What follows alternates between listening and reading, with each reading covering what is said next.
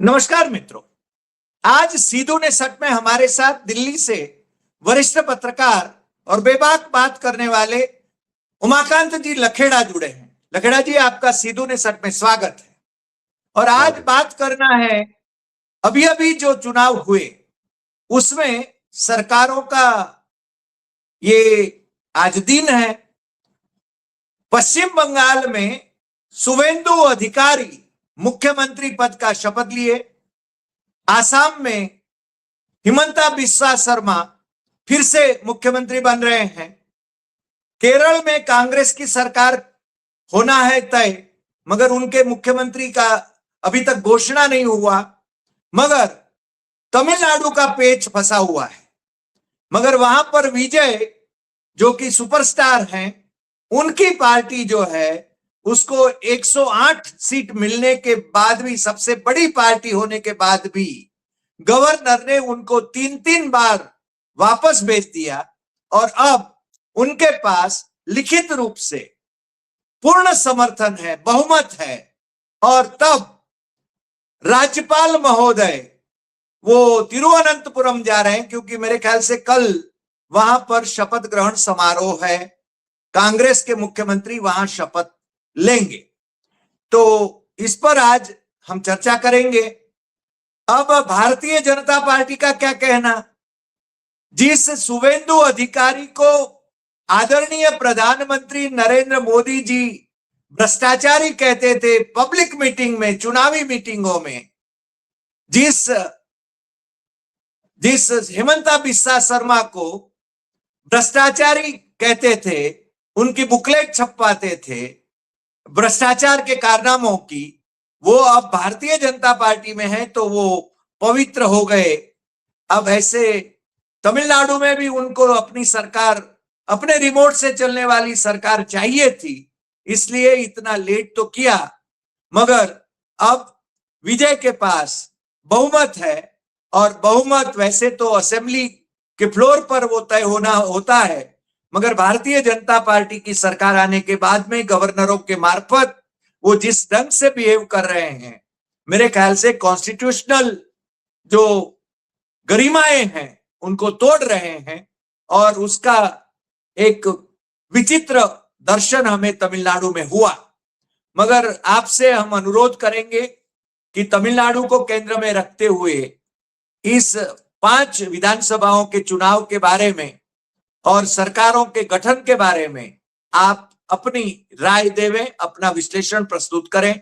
हमारे दर्शक आपको सुनने के लिए बहुत उत्सुक रहते हैं, इसलिए फिर से एक बार आपका सीधू ने सट में स्वागत है। लखेड़ा साहब जी जी, बहुत धन्यवाद, बहुत अभिनंदन है आपका। आपने अपने प्लेटफॉर्म पे मुझे आमंत्रित किया और मैं ये मानता हूं कि आज जब हम इस चर्चा कर रहे हैं तो भारतीय जनता पार्टी जीतने के बाद भी मुंह दिखाने के काबिल नहीं है।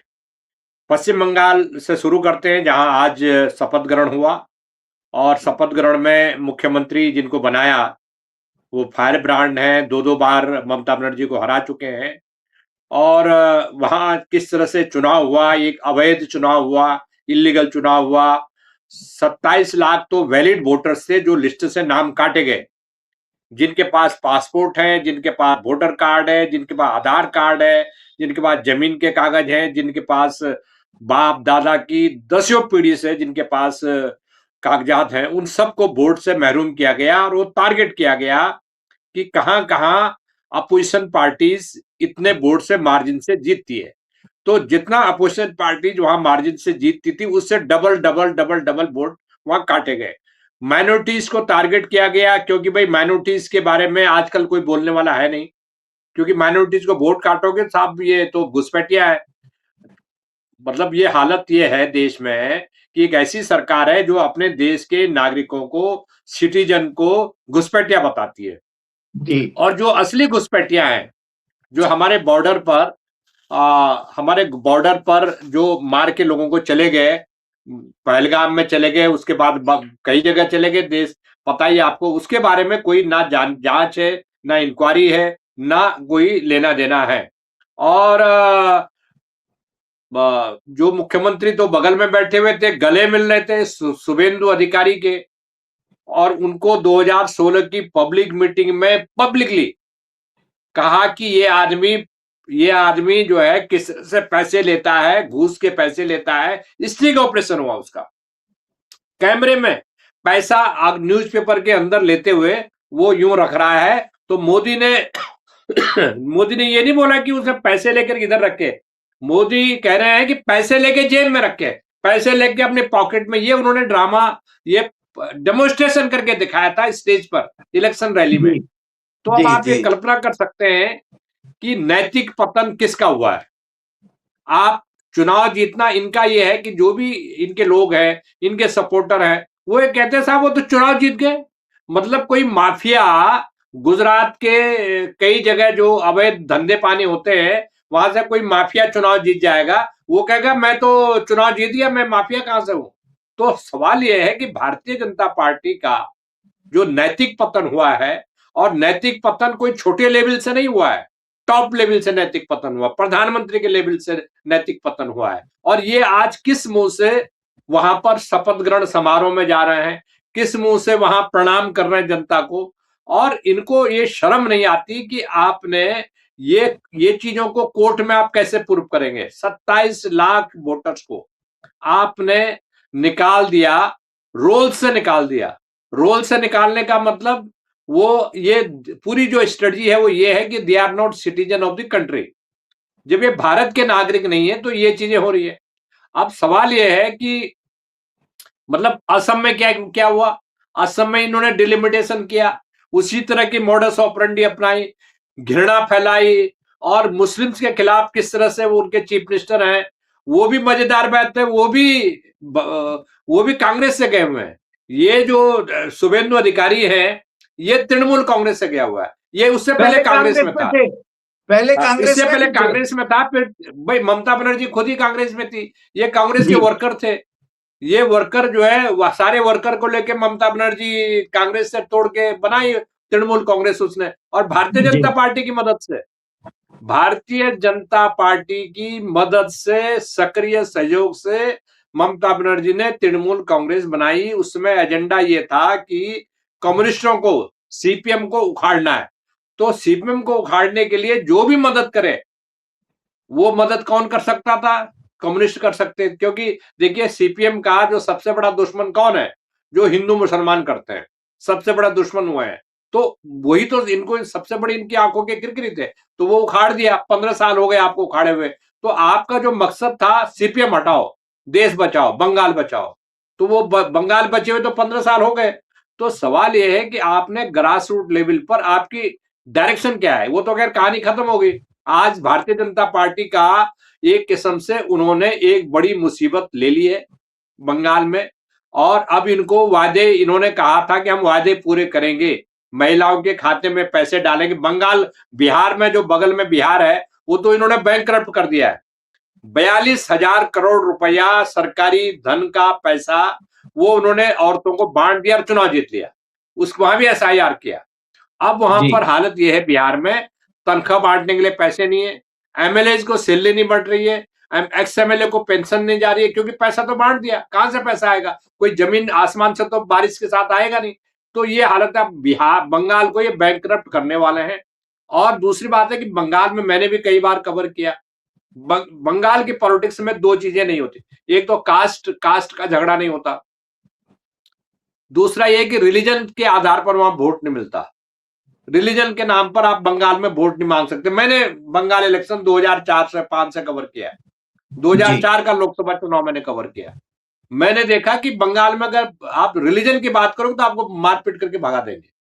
लेकिन इन्होंने आज जो सारा गोदी मीडिया चला रहा है, 5 लोग मंत्री बनाए, उसमें कास्ट, उनकी जो जातियां हैं लोगों की, जो जातियां वो डिफाइंड हो रही है। आधा आधा घंटे उनकी जातियों पे, जो 5 मंत्री बने हैं उनकी जातियों पे चर्चा की जा रही है, उनके रीजन पे चर्चा की रही है। ये मैती है, ये फलाना है, ये बैकवर्ड है, ये ट्राइबल है। अरे भाई, वो इंसान है, वो नागरिक है बंगाल का कि नहीं है, ये इस पर आप चर्चा करो। तो ये जो जहर, मैं आपको कह रहा हूं कि बंगाली अस्मिता को भारतीय जनता पार्टी सबसे बड़ा थ्रेट ये पैदा करने वाले हैं। और बंगाला की जो पहचान है और बंगला जो संस्कृति है, बंगला जो कल्चर है उस कल्चर को ये खत्म करेंगे, ये मैं आपको आज बता देता हूं। और हम देखेंगे आने वाले टाइम पर कि ये किस तरह से बंगाल को डिस्ट्रॉय करेंगे।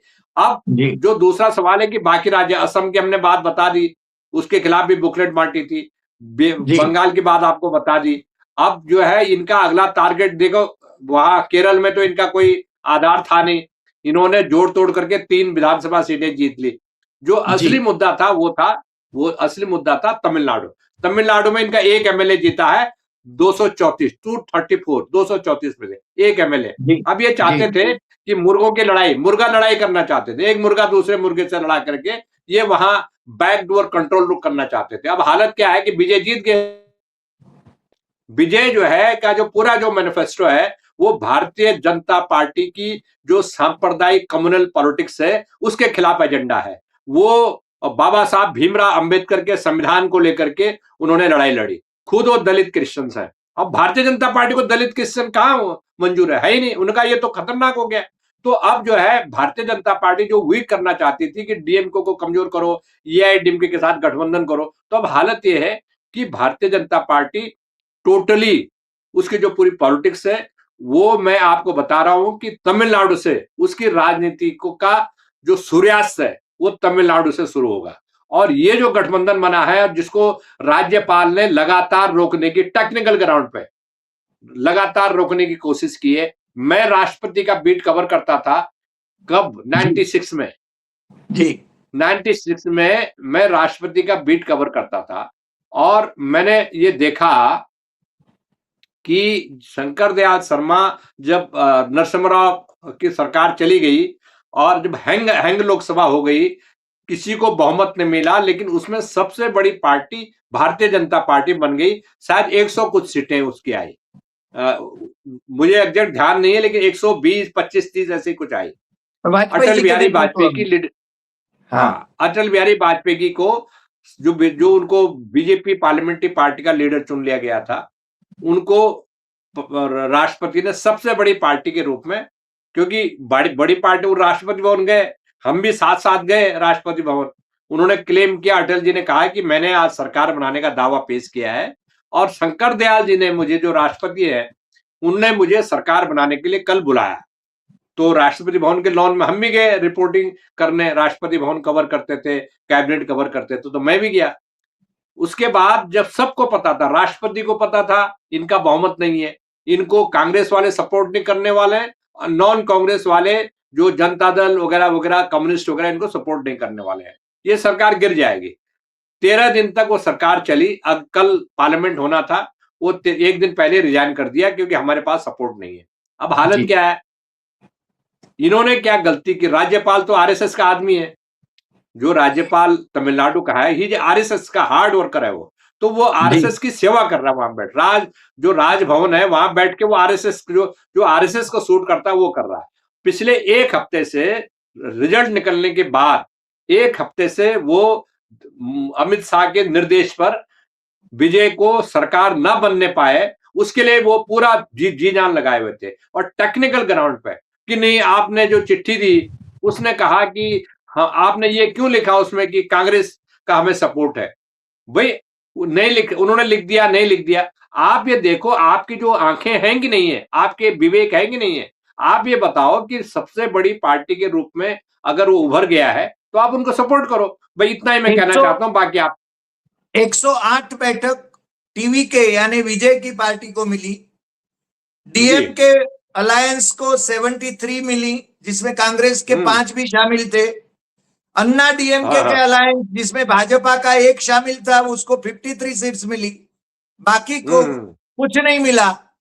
और तो हाँ सबसे बड़ा जो बड़ी पार्टी जो थी वो टीवी के थी, विजय की पार्टी, सुपरस्टार विजय की पार्टी। मगर विजय को परेशान करने में इन्होंने कोई कसर नहीं छोड़ी है, न राज्यपाल ने न केंद्र सरकार ने। केंद्र सरकार ने उसकी फिल्म रिलीज नहीं होने दी, केंद्र सरकार ने सीबीआई इंक्वायरी उस पर लगाई, ये सब उसको परेशान करने के लिए किया। मगर आज सर उसके पास लिखित रूप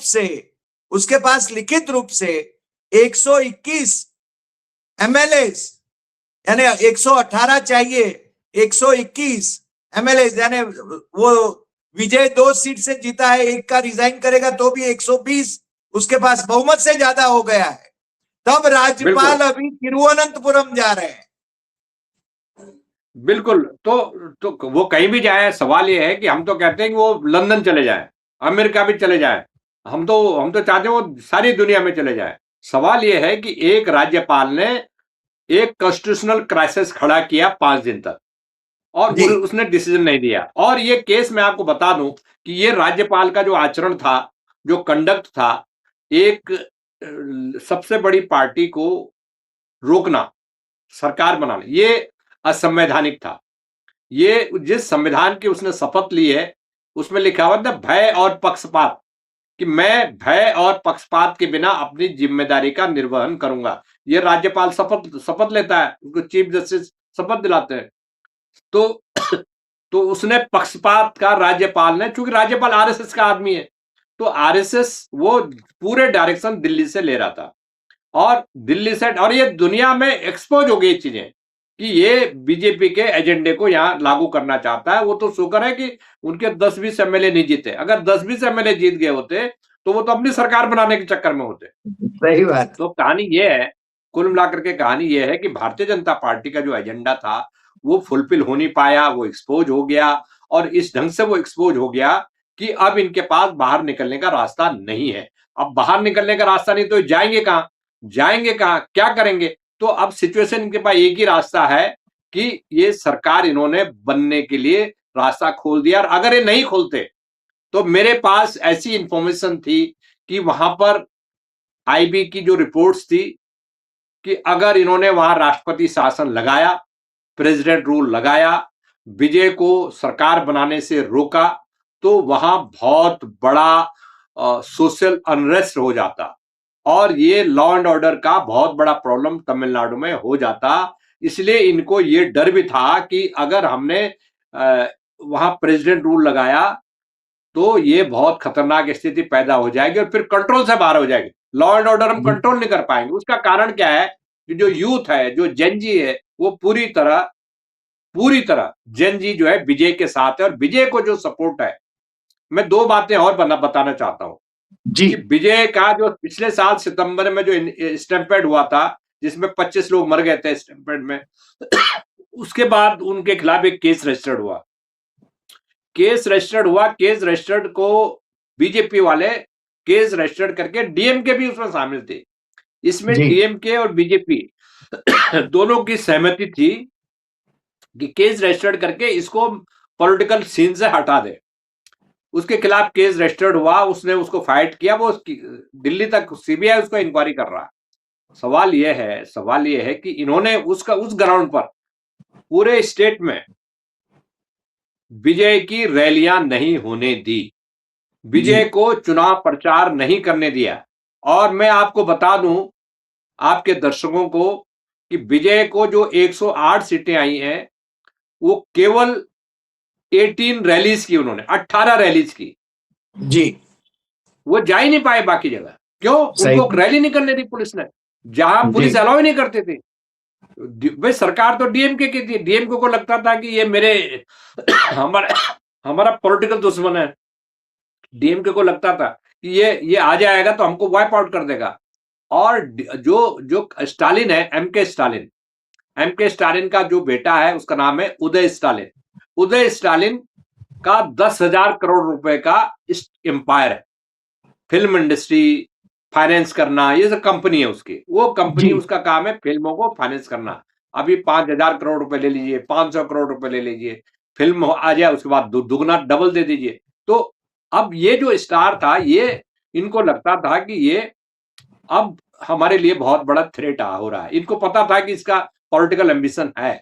और जिस दिन पॉलिटिकल एम्बिशन उसका सबसे बड़ा था कि वो दलित है, दलित क्रिश्चियन है, तो वो एम्बिशन और पॉलिटिकल एम्बिशन उनको लगता था कि हमारी पॉलिटिक्स को वाइप आउट कर देगा। अब कर देगा।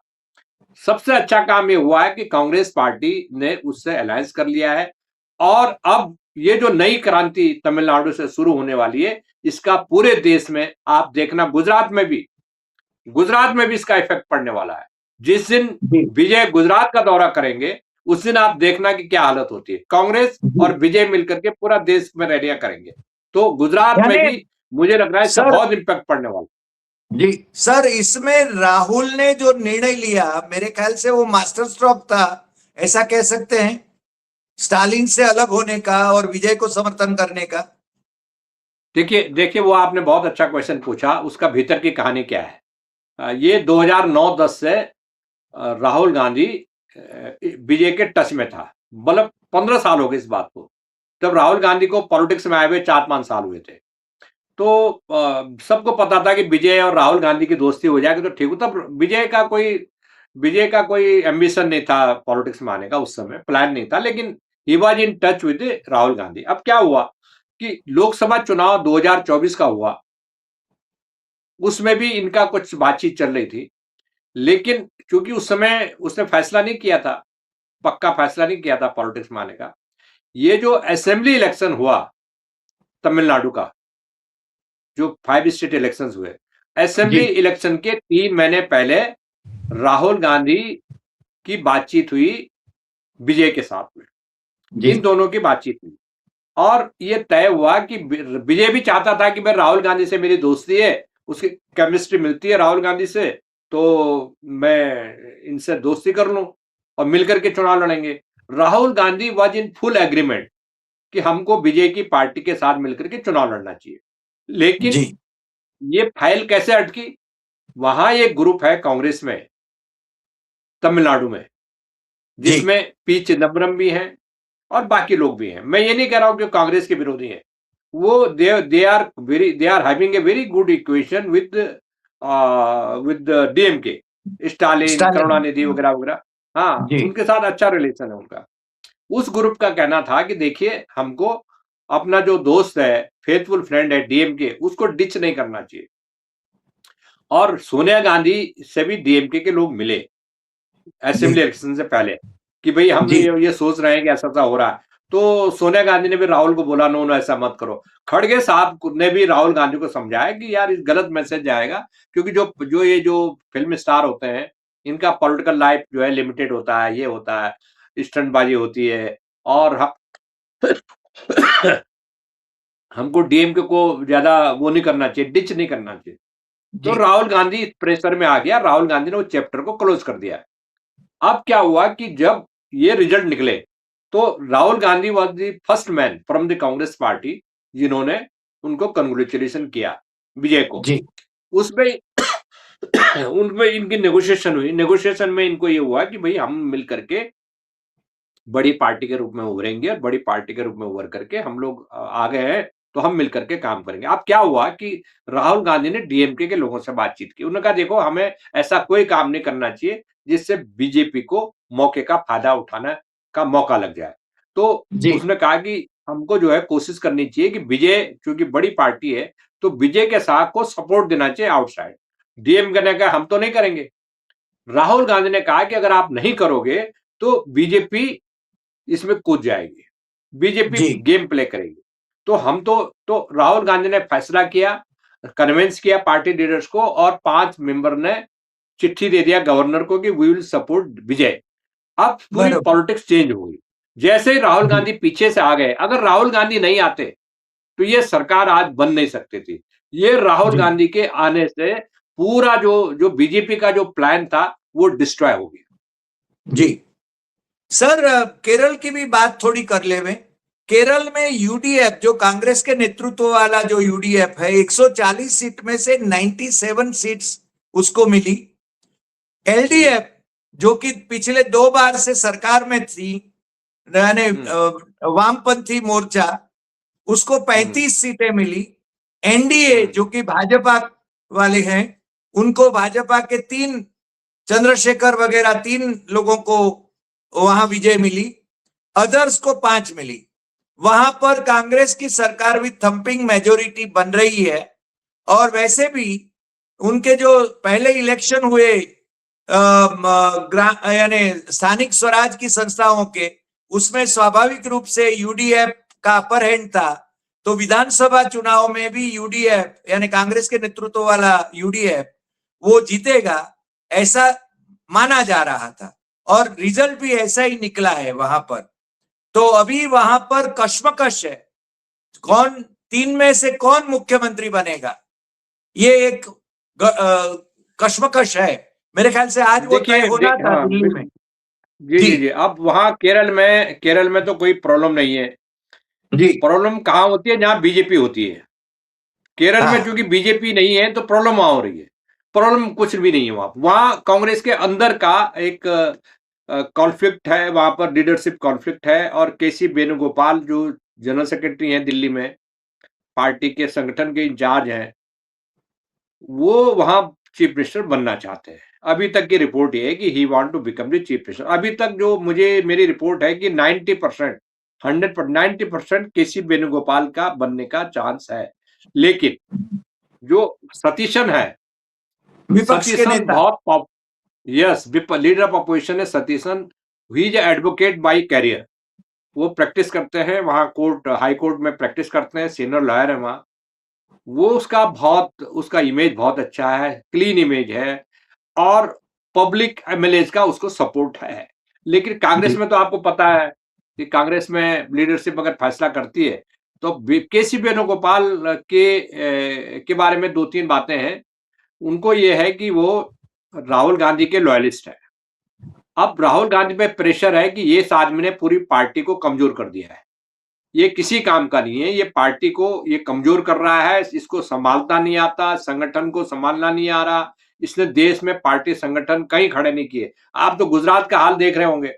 गुजरात में पार्टी संगठन कहाँ है? तो ये क्या कर नहीं रहे है, हैं केसी वेणुगोपाल 10 साल से? क्या कुछ कर रहे हैं? नहीं कुछ नहीं। तो ये बाकी जगह क्या है? ये क्या करते हैं कि ये अपना बैठ करके पार्टी का संगठन यहाँ बैठ करके होता है। आप स्टेट टूर क्यों नहीं करते हो? कहीं आपने संगठन की बैठक कितनी बार बुलाई? कितने स्टेट में आप गए? क्यों दुर्गति हो गई आपकी? क्यों असम हारे आप?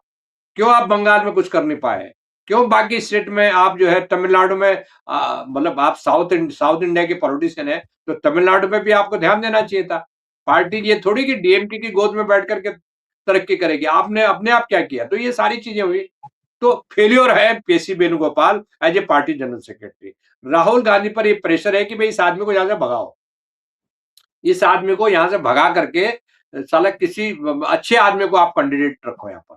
अच्छे अच्छे व्यक्ति को रखो जो पार्टी का संगठन को ढंग से चला सके, जो मूवमेंट जी कर सके। अब उसके साथ लैंग्वेज प्रॉब्लम भी है। अब लैंग्वेज प्रॉब्लम तो सबके साथ है। हम केरला जाएंगे तो हम मलयालम नहीं आएगी, ना आपको आएगी। लेकिन ये आदमी most ineffective party general secretary है, और जी राहुल गांधी इससे मुक्ति चाहता है। उस पर प्रेशर जी है कि इसको यहां से भगाओ। तो राहुल गांधी जी इसको केरल भेजना चाहते हैं, क्योंकि ये यहां बैठा रहेगा तो राहुल गांधी चेंज नहीं ला सकते हैं। तो राहुल गांधी को नया आदमी बिठाना पड़ेगा, क्योंकि ये आदमी अच्छा ऑरेटर भी नहीं है भाई। जी हर आदमी तो अच्छा ऑरेटर नहीं हो सकता। हम उसको ये नहीं बोल सकते आप अच्छे ऑरेटर क्यों नहीं हो। तो वेणुगोपाल फेल्योर लीडर है, तो उसको चीफ मिनिस्टर वहां, और चीफ मिनिस्टर भी फेलियर होना है उसने। जी he will be failure chief minister in Kerala. He can't control. जी लेकिन यह है कि उसका जी क्वालिटी, उसका पर्सनैलिटी ऐसा है। लेकिन V Satheesan, Ramesh Chennithala is also good choice. तो वी जी मेरे हिसाब से 10% जो चांस है, बी सतीशन और रमेश चन्नीतला का भी चांस है। ये दोनों भी फ्रंट रनर है। और जी अगर केसी वेणुगोपाल को, जो अभी तक रिपोर्ट है कि केशव गोपाल अच्छा मेंबर ऑफ पार्लियामेंट है। अब मेंबर ऑफ पार्लियामेंट तो आपको लोकसभा सीट छोड़ना पड़ेगा, रिजाइन करना पड़ेगा, फिर वहां जी लोकसभा का बाय इलेक्शन होगा। यही जी हाथ शशि थरूर के साथ है। वो भी कंटेंडर माने जा रहे थे। वो भी लोकसभा के कैंडिडेट, लोकसभा का एमपी है। उसको भी रिजाइन मगर करना वो तो पड़ेगा। तो ये भी एक अविश्वसनीय स्ट्रांग आदमी लॉबी है, है। वो जी, एक अविश्वसनीय स्ट्रांग लॉबी आदमी है। है। हाँ, ये एक स्ट्रांग लॉबी जो कह रही है कि देखिए एमएलए में से बनाओ आप। एमएलए में से बनाओ, it will send a good message Kerala right में। और आप सेंटर से थोपोगे तो ये आदमी नहीं चलेंगे। तो ये राइट एक चल रहा है। मुझे लग रहा है कि आज रात तक कुछ फैसला हो जाए। जी। सर आपने बहुत अच्छा विश्लेषण पूरा, यानी पूरे चारों विधानसभा चुनावों का किया। पुडुचेरी में तो होना ही था, उसका कोई जी मतलब नहीं, केंद्र शासित प्रदेश है, दिल्ली से ही शासन होता है वहां पर। हम जानते हैं भाजपा को ज्यादा सीटें मिलती नहीं है, मगर वहां वो सरकार बनाते हैं, एनडीए की सरकार कहा जाता है। सर आपने ये कहा कि भाजपा का सूर्यास्त तमिलनाडु से शुरू होगा। और तमिलनाडु में वैसे कमल खिला ही नहीं। उनको जी एक लोकसभा सीट मिलती थी कन्याकुमारी की, वो भी अभी नहीं उनके पास। तो साउथ के तो दरवाजे उनके लिए बंद हो गए। मेरा बिल्कुल अंतिम सवाल, बिल्कुल। देखिए ऐसा है कि देखिए मैं कहता हूं कि बीजेपी को बंगाल में जो मिला, ये असम में जो मिला, उसको इन्होंने बंगाल में डुबा दिया। सॉरी सॉरी, मैं दोबारा बोलता हूं, जो इन्होंने बंगाल और असम में जो इनको मिला, वो इन्होंने तमिलनाडु में गंवा दिया। राज्यपाल ने जो वहां छेड़ाखानी की, राज्यपाल ने 1 हफ्ते 4 दिन तक लगातार वहां एक राजनीतिक अस्थिरता खड़ी की, अमित शाह बीजेपी के कहने पे। और वहां एक एक जो लार्जेस्ट पार्टी था, उसको उसको सरकार नहीं बनाने दिया। तो उससे बहुत बड़ा गुस्सा तमिलनाडु में जनमानस में भारतीय जनता पार्टी के खिलाफ उभरा। और अगर बीजेपी इस तरह से नहीं करती तो इतना गुस्सा नहीं होता। भारतीय जनता पार्टी तमिलनाडु में नहीं घुस सकती। और मैं आपको बता दूं कि वहां कोई भी खेल अभी करने की कोशिश करेंगे तो तमिलनाडु में इतना बड़ा लॉ एंड ऑर्डर का सिचुएशन खड़ा होगा। ये भारतीय बीजेपी वालों को रिपोर्ट पता है, क्योंकि इनके जी पास तो आईबी रिपोर्ट सब मिल जाती है। तो इनको जी लगा कि यहाँ छेड़ाखानी करेंगे तो बहुत बड़ा, आपको पता है वो फिल्म स्टार पिछले 60-65 साल से वहां फिल्म स्टार ही और फिल्मों के आए हुए लोग ही काम करते हैं, वो राजगद्दी संभालते हैं। चाहे वो एमजी रामचंद्रन रहे हों, चाहे वो जयललिता रही हो, चाहे वो करुणानिधि भी तो पटकथा लिखते थे, स्क्रिप्ट लिखते पटकथा थे लिखते फिल्मों थे, की। यस, वो भी औ फिल्म में से है। और ये राइट। भी जो उसकी विरासत है स्टालिन की, स्टालिन अपने पिताजी का विरासत संभाल रहे थे। तो सही वहां बात। की जो फिल्मों का, वहां तमिल फिल्मों का जो रोल है, जो हीरो निकले हैं, उन्होंने अच्छा काम किया। उन्होंने सोशल रिफॉर्म किया तमिल पॉलिटिक्स में। तो जो ट्रेडिशनल पॉलिटिशियंस हैं, उनको जनता ने ठुकरा दिया। और मुझे लग रहा है कि भारतीय जनता पार्टी ने जो गेम करने की कोशिश की तमिलनाडु में, उसका न केवल तमिलनाडु में बल्कि पूरे देश में जो दलित हैं, उनमें एक मैसेज गया कि ये एंटी दलित है, एक दलित को मुख्यमंत्री बनने से रोकने का कोशिश था। और वो एक मैसेज था, वो भारतीय जनता पार्टी के लिए बहुत बड़ा एक मैसेज पूरे देश में चला गया कि ये दलित क्रिश्चियन था, इसको मुख्यमंत्री बनने से रोका और राज्यपाल का जो पोस्ट है उसका इस्तेमाल किया। तो मुझे लग रहा है कि बहुत बड़ी मुसीबत बीजेपी के लिए आने वाले दिनों, दरवाजे तो बंद हो गए, दरवाजे तो साउथ के इनके लिए बंद हो गए, लेकिन जो जी एडजॉइनिंग स्टेट्स हैं, चाहे वो आंध्र प्रदेश हो, चाहे वो तमिलनाडु केरल हो, चाहे वो कर्नाटका हो, चाहे वो तेलंगाना हो, चाहे उड़ीसा हो, वो भी तो लगा हुआ है उससे। ये जो मैसेज गया, ये मैसेज भारतीय जनता पार्टी को बहुत महंगा पड़ेगा। इतना ही कहना जी चाहता। सर, आपने बहुत अच्छा विश्लेषण आज किया, यानी बहुत खुलकर बातें करी। और यानी आपका जो डिसेक्शन है ये चुनावों का, और जिस प्रकार से तमिलनाडु की आपने बात करी, उसका विश्लेषण किया, उसके लिए हम आपके बहुत बहुत शुक्रगुजार हैं। हमारे दर्शक बहुत भी आपको सुनना चाहते हैं। आप जानते हैं कि दर्शकों की ओर से हम आपको हमेशा अनुरोध करते हैं कि वो आपकी राय, आपका विश्लेषण चाहते हैं। आज इतना ही, बहुत फिर मिलते हैं नए एपिसोड में धन्यवाद। नए विषय के साथ। नमस्कार।